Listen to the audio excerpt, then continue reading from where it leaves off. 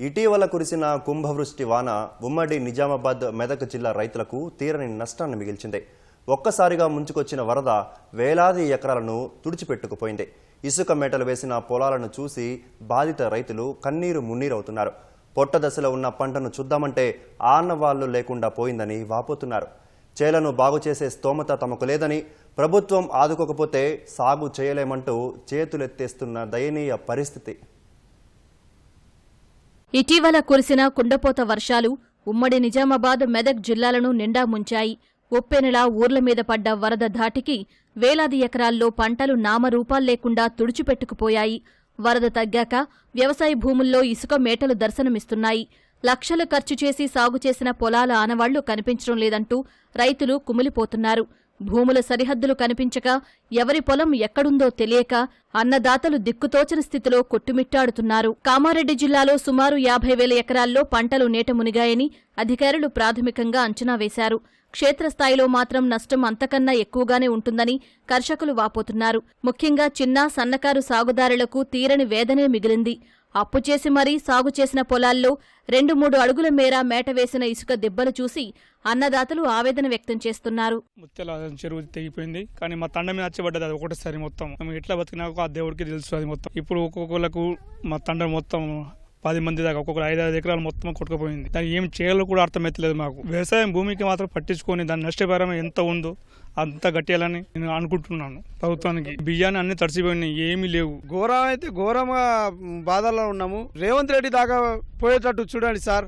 మా బాధలు అనేది మాకేమో జాబ్ లేదు, ఏం లేదు, కనీసం మంచినీళ్ళు కూడా లేవు. మేము ఏదైనా వేరే కాడ ఏదైనా కైకిలు చేద్దామంటే కైకిలు కూడా వాళ్ళు మాకు పిల్లలు. మాకు ఈ భూమి పోయిందిగా, ఏం చేస్తారో మీకు కొద్దిగా ఆదుకోండి సార్. మాకు చెప్పడానికి మాటలు వస్తలేవు సార్. ఈ కోల్పోయిన దానికి మాకు వేరే ఏ దారి లేదు. పొలం ఇది చేద్దామంటే ఏం లేదు. మాకు 5 ఎకరాలు పోయింది. మేము ఏం చేయాలంటే మాకు ఏం తోస్తలేదు. మా పిల్లలు ఆగమవుతుండ్రు.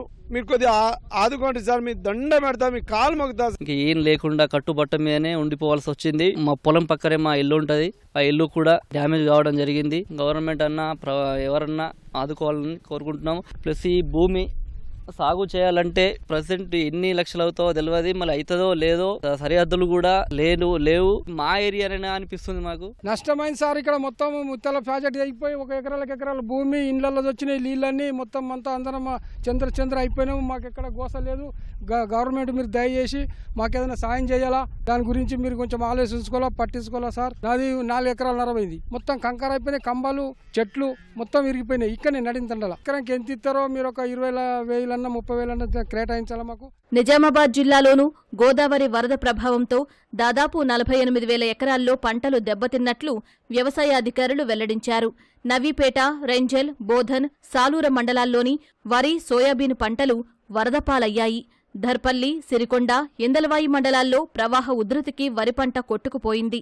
క్షేత్రస్థాయిలో జరిగిన నష్టాన్ని పరిశీలించి ఎకరాకు 25,000 పరిహారం ప్రకటించాలని రైతులు వేడుకుంటున్నారు.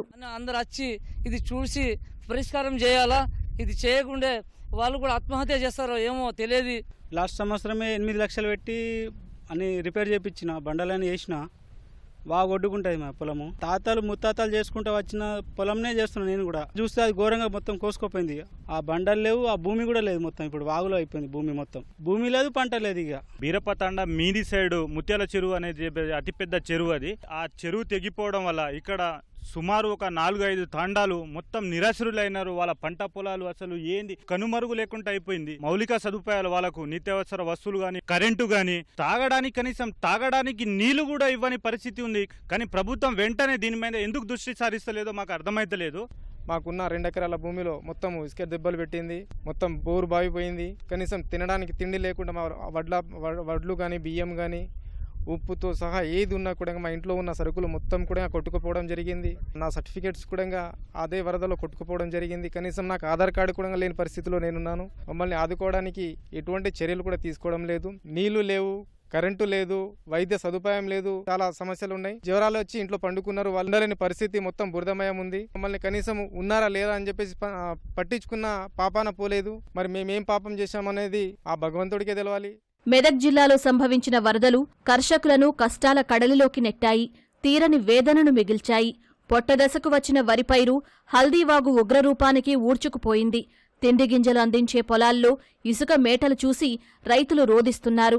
అందిన కాడల్లా అప్పు తెచ్చి పెట్టుబడి పెడితే వరద పాలైందంటూ ఆవేదన వ్యక్తం చేస్తున్నారు. కనీస అవసరాలు లేక కష్టాలతో సావాసం చేస్తున్నా తమను పట్టించుకునే నాథుడే లేరని ఆరోపిస్తున్నారు. ఉన్న పొలం అయితే ఇది నాశనం పట్టింది. నెల 15 రోజులు కూత అయితే ఇది కావేది అంత ఉసుక పెట్టింది. ఇప్పుడు ఏం లేదు రాదు. ఇలా నెల 15 రోజులు అయితే కూత ఖర్చు. అది ఉన్నది అయితే కుట్టుకుపోయింది, ఉసుక పెట్టింది. మొత్తం ఉసుక తీయాలంటే 20-50 వేలు మేమే పెట్టుకోవాలి.